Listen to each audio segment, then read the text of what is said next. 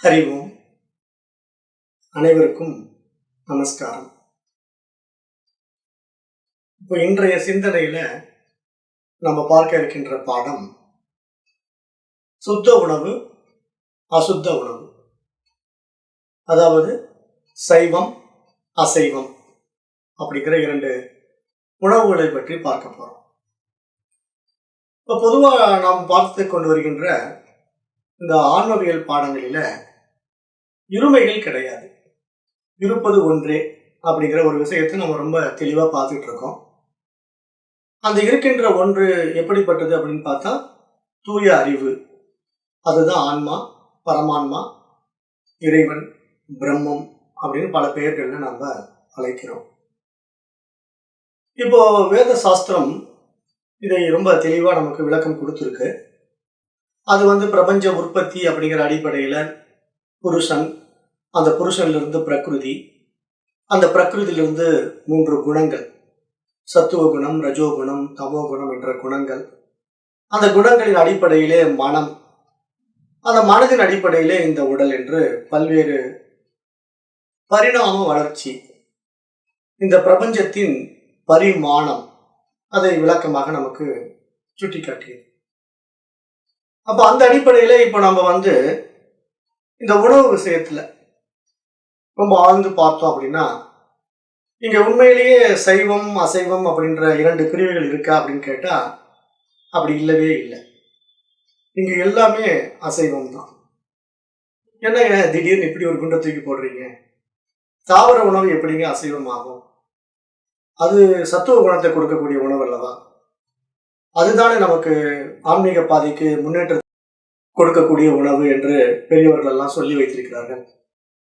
அப்படின்னெல்லாம் நமக்கு பல்வேறு கேள்விகள் வரலாம். அதை பற்றி தான் நம்ம இங்க பார்க்க போறோம். இப்போ மனிதனுடைய குணத்திற்கும் உணவுக்கும் சம்பந்தம் இருக்கு. அதை சாஸ்திரம் சொல்லுது. சத்துவ குணம், ரஜோகுணம், தமோ குணம். அப்ப சத்துவ குணத்தை கொடுக்கக்கூடிய சத்துவ குண உணவுகள் என்னென்ன, ரஜோகுணத்தை கொடுக்கக்கூடிய ரஜோகுண உணவுகள் என்னென்ன, தமோ குணத்தை கொடுக்கக்கூடிய தமோ குண உணவுகள் என்னென்ன அப்படிங்கிற ஒரு பட்டியலே இருக்கு. நிறைய பேர் அப்படி ஒரு பட்டியலெல்லாம் போட்டுக்கிட்டு தாவர உணவுகள் எல்லாம் சத்துவ குணத்திலையும், விலங்கு உணவுகள் எல்லாம் ரஜோகுணத்திலையும், அதிலும் கீழ்மட்டமான சில உலகங்களை சாப்பிடும்போது தமோ குணத்திலையும் கொண்டு சேர்த்து பார்த்து கொண்டிருக்கிறோம். ஆனா இங்க நாம சொல்ல வர்ற விஷயம் என்ன அப்படிங்கறத நீங்க கொஞ்சம் ஆழ்ந்து கவனிக்கும் போதுதான் புரியும். ஏன்னா இங்க உணவு விஷயத்துல இருமைகள் கிடையாது. இங்க உண்மையிலேயே படைக்கப்பட்ட உயிரினங்கள் எல்லாமே உணவு சக்கரத்தில் சுழன்று கொண்டிருக்கின்றன. இங்கு உயிரினங்கள் எல்லாமே உண்மையிலே உணவு சங்கிலி, உணவு சக்கரம் என்றுதான் நம்ம பார்க்க வேண்டும். எப்படி?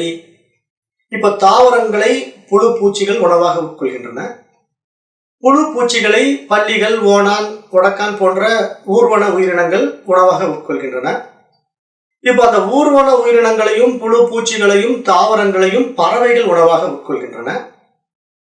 பறவைகளை மிருகங்கள் உணவாக உட்கொள்கின்றன. மிருகங்களும் சில வகைகள் தாவரங்கள் முதல் கொண்டு எல்லாவற்றையும் உட்கொள்கின்றன. அப்போ இந்த உணவு சங்கிலியில இறுதியாக வருகின்ற மனிதன் இவைகள் எல்லாவற்றையும் உட்கொள்கின்றான். தாவரங்கள் முதல் கொண்டு மிருகங்கள் வரைக்கும் உட்கொள்கின்ற மனிதர்களை நாம் பார்க்க முடிகிறது. இந்த மனிதனை கடைசியாக யார் உட்கொள்கிறார் என்று பார்த்தா இங்கதான் படைப்பின் சாராம்சமே அடங்கி இருக்கு. எப்படின்னு கேட்டீங்கன்னா, இந்த பிரகிருதின்னு ஒரு விஷயம் பேசணும் இல்லையா? இறைவன் தான் புருஷன். அந்த புருஷனிலிருந்து பிரகிருதி வெளிப்பட்டது அப்படின்னு சாஸ்திரம் சொல்லுது.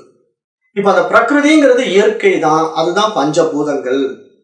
அப்ப அந்த பஞ்சபூதங்கள்ல நிலம், நீர், நெருப்பு, காற்று, ஆகாயம் என்ற வரிசையில இந்த நிலம் என்ற பூதத்திலே தான் இந்த உயிரினங்கள் எல்லாம் படைக்கப்பட்டிருக்கின்றன. அப்போ நிலத்திலிருந்து முதலில் தோன்றிய உயிரினம் எது அப்படின்னு பார்த்தா தாவரங்கள். அப்போ இந்த தாவரங்கள் நிலத்திலிருந்து வெளிப்பட்டு மனிதன் வரைக்கும் பரிணாம வளர்ச்சி அடைந்து பகுத்தறிவு பரிமாணத்திலையும் உடலிலும் உயர்ந்து படிப்படியா உயருது. ஒரு அறிவு தாவரத்துல ஒரே ஒரு புலனை வைத்துக் கொண்டு தொடு உணர்வோடு வாழுகின்ற தாவரங்கள், தொட்டாஞ்சொடுங்கி செடி. அடுத்தது 2 அறிவு, 3 அறிவு, 4 அறிவு, 5 அறிவு, 6ஆம் அறிவு பரிமாணத்திலே மனிதன்.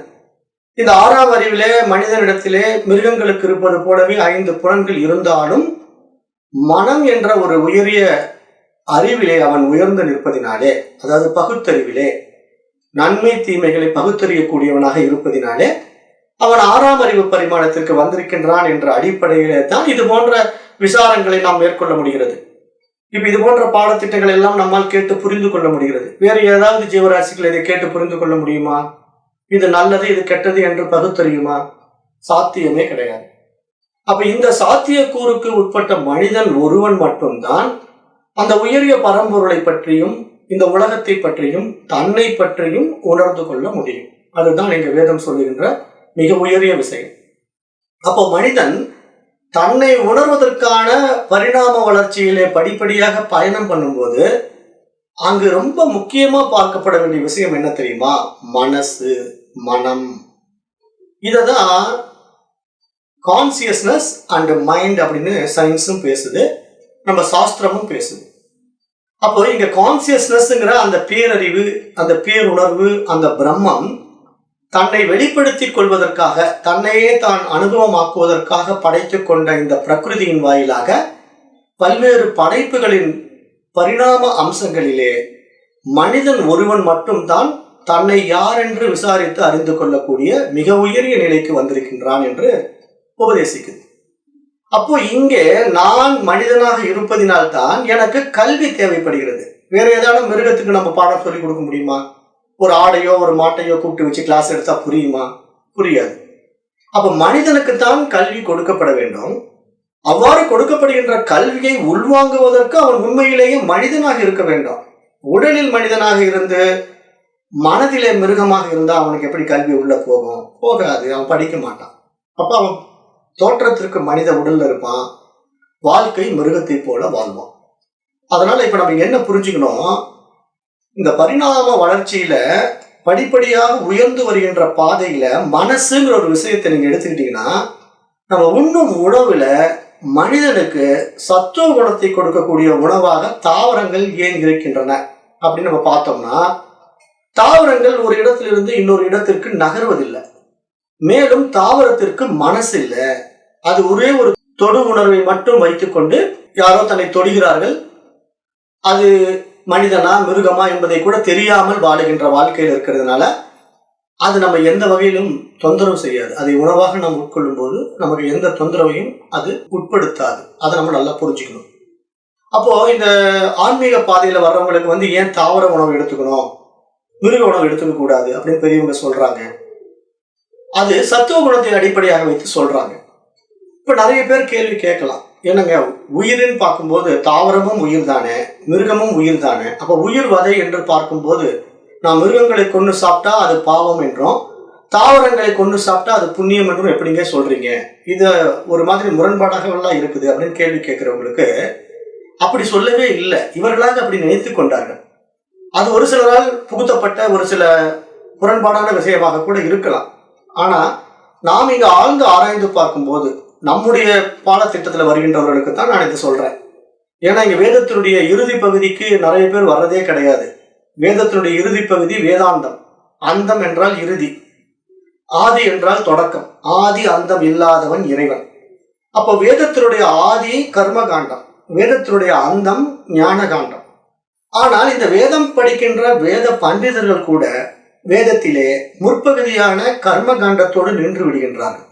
காரணம் என்ன? அவர்கள் தன்னுடைய தொழிலுக்கு தேவையான புரோகிதத்தை மட்டும் கற்றுக்கொண்டு வாத்தியார்களாக யாக யக்னங்கள் பூஜைகள் என்று போய்விடுகின்றார்கள். ஆனால் எந்த ஒரு மனிதன் தன்னை முழு மனிதனாக பார்க்க விரும்புகின்றானோ, நிறைநிலை மனிதனாக மாற விரும்புகின்றானோ, அவன் மட்டுமே வேதத்தினுடைய இறுதி பகுதியான வேதாந்தத்தை கற்கின்றான். இந்த வேதாந்தம் தான் நம்ம ஆன்மவியல் என்று சொல்கிறோம். இப்ப நிறைய பேர் என்ன நினைச்சுக்கிறாங்க, வேதாந்தம் அப்படின்னா ஏதோ சாமியாரா போயிடணும், சன்னியாசியா போயிடணும், இதெல்லாம் படிச்சா நமக்கு சரிப்பட்டு வராது அப்படி நினைச்சுக்கிறாங்க. அப்படி எல்லாம் கிடையாது. இந்த வேதத்தினுடைய இறுதி பகுதியில தான் ஒரு மனிதன் எப்படி வாழ வேண்டும், தன்னை யார் என்று உணர வேண்டும் என்ற அத்தனை விஷயங்களையும் வெளிப்படையாக சொல்லியிருக்கு. அப்ப இங்க இறைத்தன்மை என்ற ஒரு விஷயம் அறிவை அடிப்படையாக கொண்டு அமைக்கப்பட்டிருக்கு. அதை நம்ம நல்லா உள்ள வாங்கிக்கணும். அப்ப இங்க நான் என்ன சொல்ல வர்றேன் இந்த பாடத்திட்டத்தில் அப்படின்னு பாத்தீங்கன்னா, இப்ப மனம்ங்கிற ஒரு விஷயத்துக்குள்ள நீங்க வந்துட்டீங்க அப்படின்னா, இப்போ நீங்க தாவரங்களை உணவாக உட்கொண்டீங்கன்னா அதுக்கு மனசு இல்லை, அதனால அது நல்லது கெட்டதை சிந்திக்காது, கெட்ட குணம் அதுக்கு கிடையாது, ஒருத்தனை கெடுக்கணும், அவனை கோபத்தை வெளிப்படுத்தணும் அப்படிங்கிற எதுவும் இல்லாத ஒரு உயிரினம் தாவரம். அதை சாப்பிடும்போது நம்முடைய குணத்திலே எந்த பேதமும் வந்து விடாது. அப்போ நம்ம சத்துவ குணத்திலே மேலோங்கி இருக்க முடியும். அதுவே மிருகத்தை நீங்க உணவாக உட்கொண்டீங்கன்னா அதுக்கு மனசு இருக்கு, அதுக்கு தாய் சேய் பாசம் இருக்கு, அதுக்கு அன்பு உணர்வு இருக்கு, கோப உணர்வு இருக்கு, கபட உணர்வு இருக்கு, நயவஞ்சக உணர்வு இருக்கு. அதெல்லாம் நம்ம இடத்துல டிரான்ஸ்ஃபர் ஆகும். ஏன்னா மிருக சதையை நம்ம உட்கொள்ளும் போது அந்த உணவு சாரானது நம்ம உடல்நிலை ரத்தத்திலே கலக்கும் போது நம்முடைய சுபாவமும் மாறி விடுகிறது, நம்முடைய மனப்பான்மை மாறி விடுகிறது, நம்முடைய குணாதிசயங்கள் மாறி விடுகின்றன.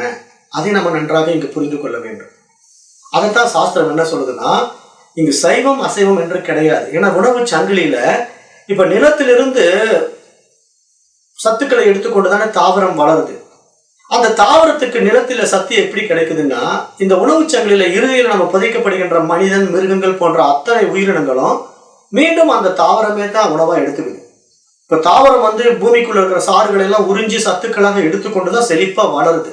இப்ப செத்து போன பணத்தை நீங்க புதைச்சிட்டீங்கன்னா கூட அந்த புதைக்கப்பட்ட பணத்திலிருந்து வெளியே வருகின்ற தாவரங்கள் எல்லாம் ரொம்ப செழித்து வளர்வதை நம்ம பார்க்கலாம். அப்போ தாவரங்கள் எல்லாம் அந்த பிணத்தினுடைய சாரை எடுத்துக்கொண்டு சத்துள்ள ஒரு தாவரமாக வளர்வதை கண்கூடாக காண முடிகிறது. அப்ப அந்த அடிப்படையில தாவரம் அசைவம் அப்படின்னு சொல்லாம சைவம் எப்படி சொல்ல முடியும்? அப்ப தாவரமும் அசைவ உணவை தானே உட்கொள்கிறது. ஆனா நம்ம சாப்பிடுற ஆடு, மாடு, கோழி எல்லாம் எதை சாப்பிடுது? மிருகங்களையா சாப்பிடுது. அது உண்மையிலேயே தாவரங்களை தான் சாப்பிடுது. அப்போ ஆடு, மாடு, கோழி சாப்பிடுகின்ற தாவரங்களை சாப்பிட்டு வளரக்கூடிய ஒரு மிருகத்தை நாம் ஏன் சாப்பிடக்கூடாது? மனிதனையும் மிருகங்களையும் சாப்பிட்டு வாழக்கூடிய தாவரங்களை நாம் ஏன் சாப்பிட வேண்டும்? கொஞ்சம் முரண்பாடாக இருக்குது. மிருகத்தை நாம் உணவாக உட்கொள்ளும் போது நம்ம மனசும் நிலை கொள்ளாது. அந்த மிருகம் எப்படி அலைப்பாய்ந்து கொண்டு அங்கும் இங்கும் தாவி தாவி உணவை உட்கொள்கின்றதோ அது போல மனிதனும் அலைப்பாய்ந்து கொண்டு தாவி தாவி பல காரியங்களை செய்து கொண்டிருப்பான். இதுதான் ரஜோகுணத்தில் இருக்கக்கூடிய நிகழ்வு. அப்போ இந்த உணவு விஷயத்திலே நாம் இங்கு சுத்த உணவு, அசுத்த உணவு என்று எதன் அடிப்படையிலே கூற வருகின்றோம் அப்படின்னு நம்ம ஆழ்ந்து சிந்தித்து பார்த்தோம்னா, தாவர உணவுகளை உட்கொள்வது சிறப்பு. காரணம் என்ன? அது சுத்த உணவு. அதை உட்கொள்கின்ற மனிதனுக்கு மனோரீதியான மாற்றம் நிகழாது. தன்னிலையில் தன்மயமாய் இருக்க முடியும். அவனுடைய குணம் மாறாது. சத்துவ குணத்திலே மேலோங்கி இருக்க முடியும். அதுவே மிருக உணவை உட்கொள்ளும் போது அவனுடைய மனோநிலையில் மாற்றங்கள் ஏற்படலாம், அவனுடைய குணாதிசயங்களிலே மாற்றங்கள் ஏற்படலாம். ஆகவே ஆன்மீகத்திற்கு முதல் படி தாவர உணவே சிறந்தது என்று நாம் பார்க்கின்றோம். அந்த அடிப்படையிலே அதை சுத்த உணவு என்று நாம் கூறுகின்றோம். மற்றபடி தாவர உணவு சைவமா அசைவமா என்று கேட்டால் அதுவும் அசைவமே. ஏனென்றால் இங்கு அசைவம் சைவம் என்ற பேச்சுக்கே இடம் கிடையாது. மிருகத்தை சாப்பிடுகின்ற தாவரம் அசைவம் தான், மிருகங்களை சாப்பிடுகின்ற மனிதனும் அசைவம் தான். ஆனால் எல்லா உணவு சங்கிலியும் உற்பத்தியாகின்ற ஒரே இடம் பூமி. அப்போ இங்க பஞ்சபூதங்களிலே நிலம் என்ற ஒரு விஷயத்திலே இவ்வாறு பரிணமித்த உயிரினங்கள் எல்லாம் உணவு சங்கிலியிலே சுற்றி கொண்டிருக்கின்றன. இந்த உணவு சங்கிலியிலே சுற்றி கொண்டிருக்கின்ற மனிதன் இந்த உணவு விஷயத்திலே சரியாக இருந்தான் என்றால் அவன் தன்னை அறிந்து தன்மயமாவதற்கு எளிதாக இருக்கும் என்ற அடிப்படையிலே தான் ஆன்மீக விஷயத்திலே வருகின்ற பெரியவர்கள் எல்லாம் சத்துவ குணத்தை மேலோங்கிய உணவாக தாவர உணவுகளை உட்கொள்ள வேண்டும் என்று நமக்கு அறிவுறுத்துகின்றார்கள் என்ற அடிப்படை விஷயத்தை நீங்கள் புரிந்து கொள்ள வேண்டும் என்றுதான் இன்றைய சிந்தனையிலே இதை நான் தெளிவுபடுத்த விரும்பினேன். அடுத்து மீண்டும் ஒரு சிந்தனையிலே இன்னும் சில விஷயங்களை பார்க்கலாம். நன்றி. ஓம் தத்சத்.